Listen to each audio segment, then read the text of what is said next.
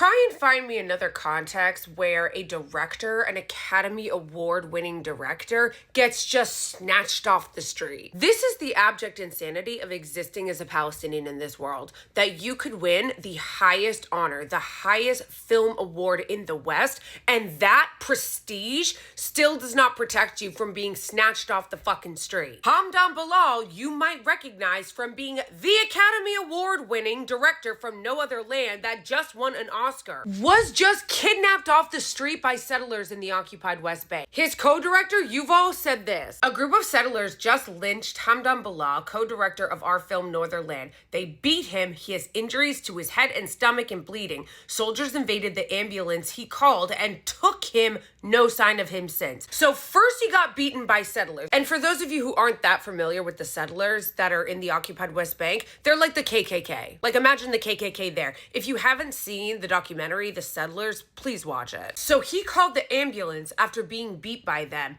And then instead of the ambulance helping him, the IOF just disappeared him. Omar Badar put it pretty succinctly. He was on stage at the Oscars in Los Angeles just 3 weeks ago. Now he's been brutalized and disappeared by Israeli settlers. It's like these fanatics and their genocidal government are making a point that they can get away with absolutely anything. And that is also the point. If they can just disappear an Oscar-winning director when he goes back to his home in the occupied West Bank, just think about what they're doing to the everyday Palestinian that didn't just win the highest achievement award in the West.